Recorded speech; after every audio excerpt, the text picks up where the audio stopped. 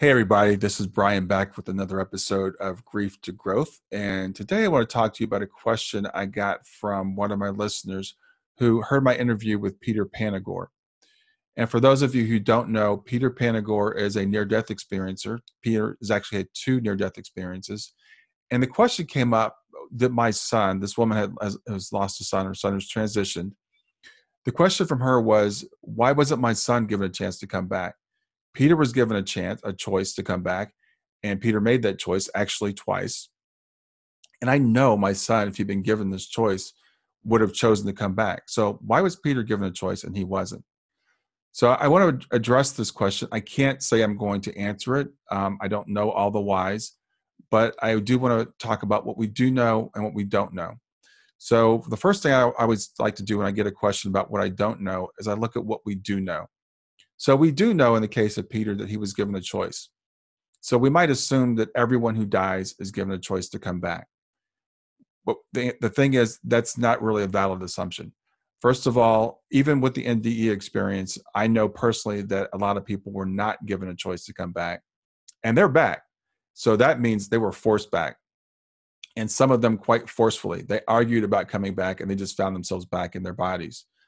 The second thing this brings up is this woman said, well, I know my son, if he had been given a choice, would have chosen to come back. And I think about mothers who have had small children, one of whom I actually interviewed who died during childbirth and was not given the choice to come back and decided she was planning to stay because she knew everything would be okay with her husband and her children. So when we transition, we actually end up with a different, higher perspective. Our perspective of time is different. Our perspective of life is different. So we can't assume or know that if our loved ones were given a choice to come back, they would have come back, no matter how much we might miss them and no matter how great our relationship with them might have been. So, and I was talking, my mind was talking to another mother whose son passed away, and she was a Christian, and she prayed for a miraculous resurrection. I mean, for days or weeks or months after her son had passed, thinking, if Jesus could rise, then maybe my son could come back. I have to say I can really relate to this because I remember when Shayna passed, we found Shayna unresponsive in her bed that morning. She wasn't breathing. We called an ambulance. They worked on her here forever. We took the ambulance ride to the hospital. She hadn't been breathing for quite a while. And I knew intellectually that Shayna probably was not coming back. But when the chaplain walked into the room to tell us that Shayna had transitioned, I was not accepting that. He was praying for God's will to be done. And I was praying, no, I don't want God's will to be done. I don't care about God's will. I don't care about a higher good or anything. I just want my daughter back. So I want to say that personally, I can understand this feeling, this rejection of the reality that our children have transitioned and wanting them back at any cost. But let's think about that for a second. That's based on the fact that we think that we know what's best, that what we want is what's best for us and for our children. And we do want what's best, but the thing is, we don't always know what's best.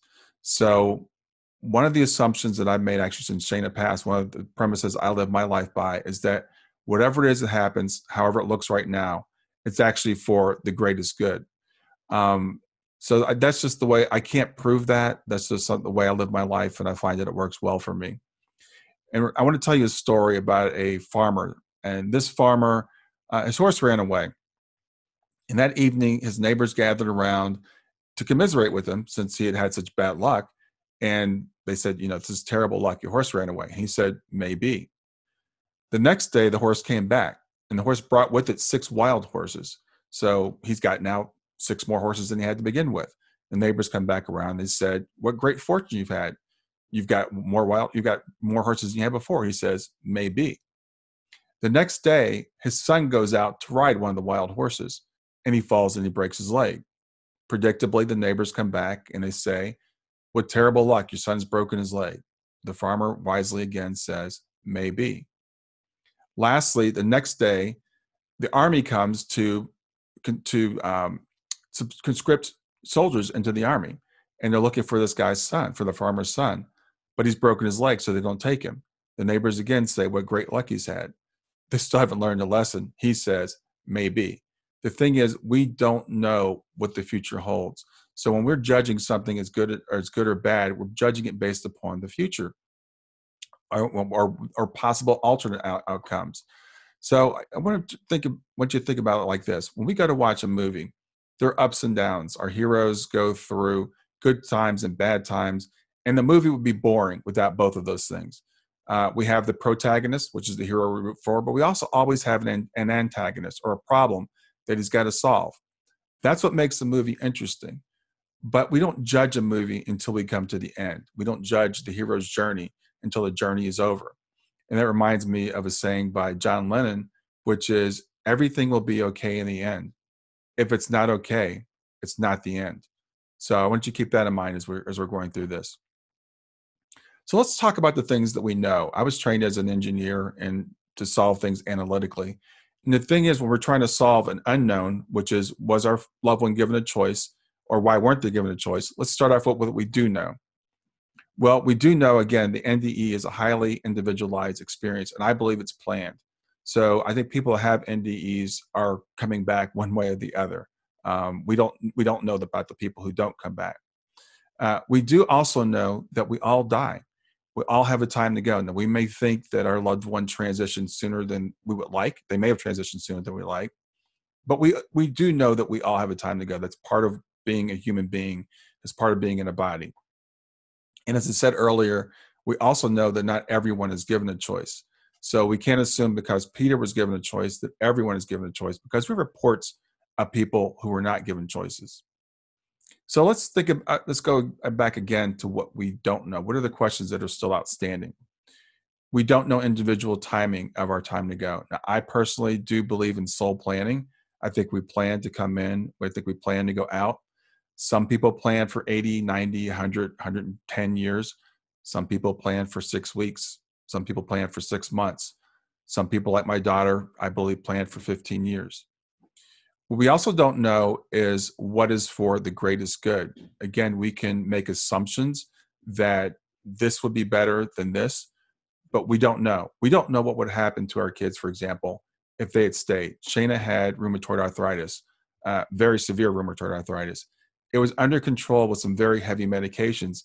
That's some very serious side effects, like possible heart problems, cancer, things that were just, liver failure, things of that nature, that I was always worried about. And I wondered, okay, and what if her rheumatoid arthritis didn't stay in remission? It was under control really well, but what if it got out of control? I mean, what kind of life would she live? I don't know the answers to these questions. So I have to, or I don't have to, but what I do is I assume that what happened is for the greatest good. And that's actually what brings me peace. So back to this question of, why do people die when they do? Why were they given a choice or not given a choice, which we can't know whether they were or not? I think the why questions, I mean, we're curious creatures by nature, and it's great to question, but some questions just don't have really good answers. And when I'm stuck on a problem or stuck on something or having a thought in my head, I think, is this bringing me peace or is it bringing me pain? And if it's a problem or if it's a thought that's bringing me pain, then that's a thought that I don't want to have. And I try to choose another thought. So if you're stuck on the question of, why did this person die when they did? Why did this happen to me? I would encourage you to, as much as possible, to try to let go of that and to have a different perspective. What we do know is at the end of the movie, it all turns out good. We do know that we all end up going home and we're going to be with our kids again one day. We're going to be with our spouse again one day. We're going to be with our friend again one day, all these people who have transitioned before us. We do know is that they're in a good place and they're happy. We do know that we can choose to continue that relationship. We don't have to wait until we transition to have that relationship. I know people have great relationships with people who have transitioned, and I have a really great relationship with Shayna, by the way. So I hope that helps somewhat. Again, I did not answer the question of whether someone was given a choice to come back or not. I cannot answer that question. I can hopefully help you think through, what possible alternatives there were, and to understand that death is not the great tragedy that we think it is, that it all will be okay in the end. And if it's not okay, it's not the end. Thanks a lot. Have a great day.